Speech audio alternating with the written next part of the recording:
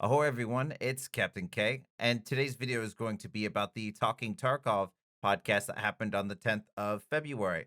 Now, I'm going to try to get this done in as quick of a time as possible so I can get you the highlights and best info now. So, let's sail straight into it.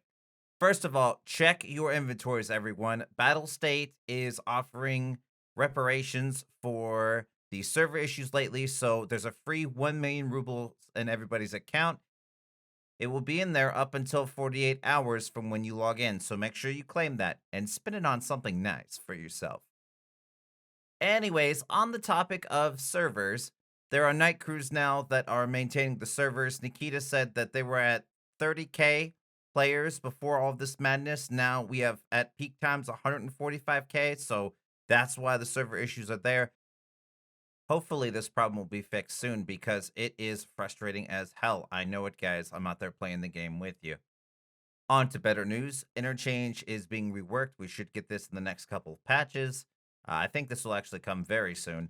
Kiba, there will be raiders, loot will be revamped, and alarms will sound. There will be switches so you can open doors with more interactivity planned, kind of like Reserve.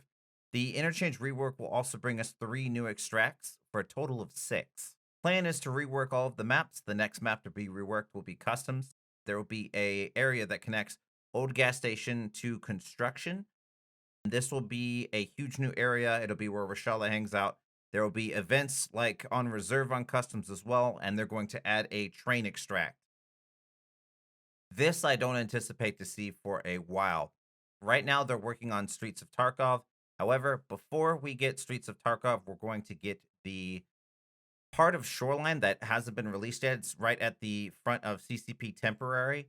You would call that the docks. I don't think that's the actual name for the map, but you get where I'm going here.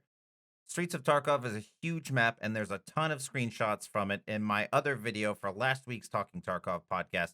I will make sure that I link the summary of that below. All right, so let's talk about the prone lean mechanic. Pretty stoked for this because this is going to give you an extra degree of maneuverability while laying prone. I'm not certain, but I think this is going to be released in the next couple of patches very soon. It looks like it's pretty much done. It's going to be one of those small quality of life things that we'll never know how we got by without it after having it for a little while. Anyways, moving on to cultists. They won't be announced when the cultists are in game, so this is going to be a surprise. I don't think they're even going to put it in the patch notes. So, as a recap, again, there was more of this in the last Talking Tarkov podcast that I reviewed. The link is below. You will be able to loot poison knives from the cultists and use them. So, you're going to be a hatchet on steroids because this poison will inflict doom on you. If you don't have the antidote, then you're screwed, basically. And he did say that with crafting the antidote, it's going to take at least a couple weeks in your hideout. He also said that when you're stabbed, there will be a hallucination that your character has. So you're going to hear things, I think maybe see things. I can hardly contain my excitement, but we have no idea when they're coming. All right, moving on to weapons and equipment. We have shells for the KS-23 shotgun. This is a neat gun that's coming to the game. We also have a Mossberg coming in as well. I actually own one of these as an American, and they are pretty darn cool. Let me tell you what. The 1911 is coming to the game, along with the 45 caliber. I know that's been on a lot of people's wish lists.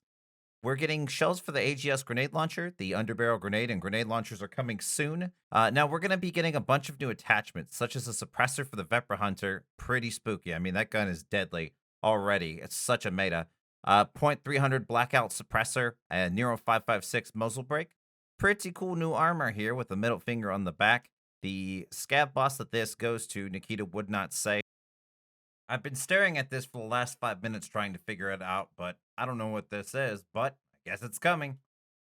For all of the times you've told your teammates, I'm over here, well, that's going to be a thing of the past. We're getting Compass built into the watch soon. As you can see, the model is good to go. There's also this new survival tool, as though I don't understand what its utility is because Nikita was downplaying the use of it as a melee weapon. So there was mention of the strike plates and the customizable plates, although this is something that was covered by last week's podcast, so it's not much new to talk about.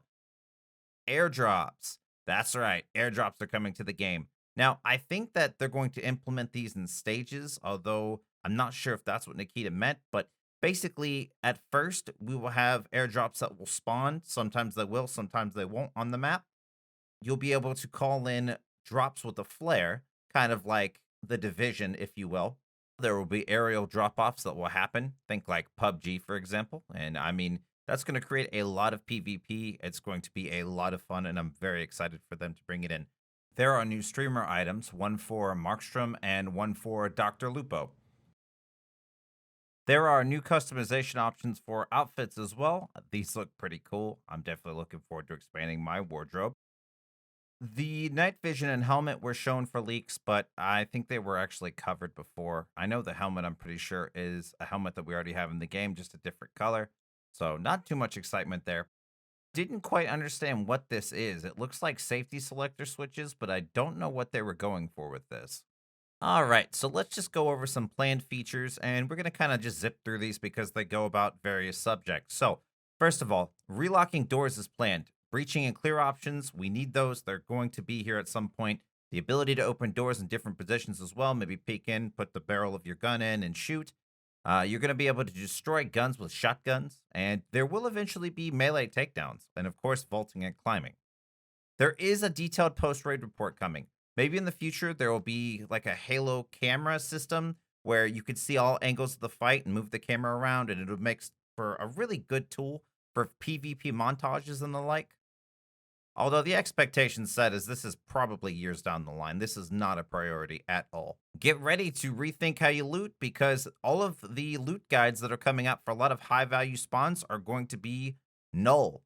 They are going to be changing a lot of high value loot spawns. They actually have technology now where they're monitoring where players are going for their different loot paths, like a heat map, where you can actually see how people are playing the meta. And of course, this is battle state. We can't have fun. So they're going to screw that all up. And yeah, so get ready for that.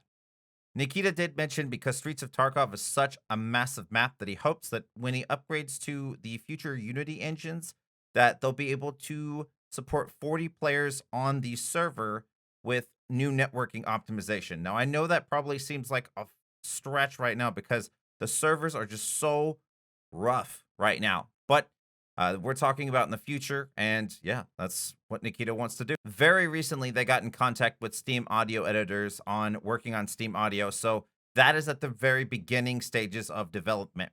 Some people are dismayed by the thermals. I know they're selling for 100K on the flea market, give or take, and they're really easy to get, and they are kind of OP. So there's going to be new thermals and IRs added to the game, but they're going to do a pass to balance them. They will do a vision distance decrease, and they'll add more noises for thermal generation as well. There is a rangefinder coming soon. They are also working on scopes rebalances and reworks.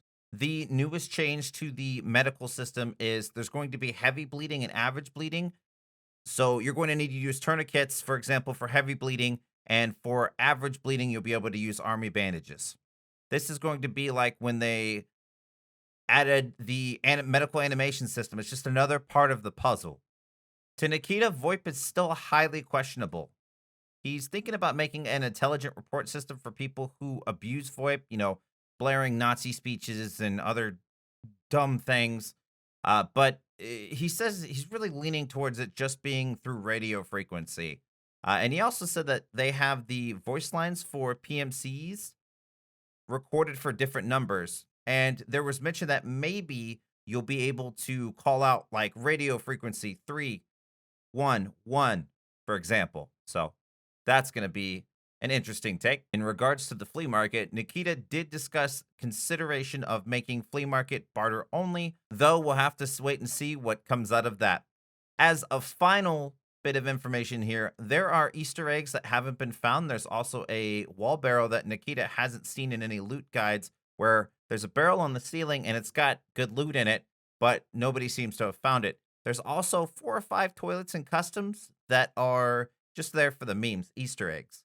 So I'm going to be hunting those. I don't know about you folks. All right, that's it. That's my video of me condensing 3 hours worth of podcast into a short 10 minutes. If you enjoyed it, please give the video a thumbs up, hit that subscribe button, and share it with a friend. I stream most nights starting at 9 p.m. Eastern Standard Time. You can find me live on twitch.tv/KaptainKayy. See you on the next video, subscribers.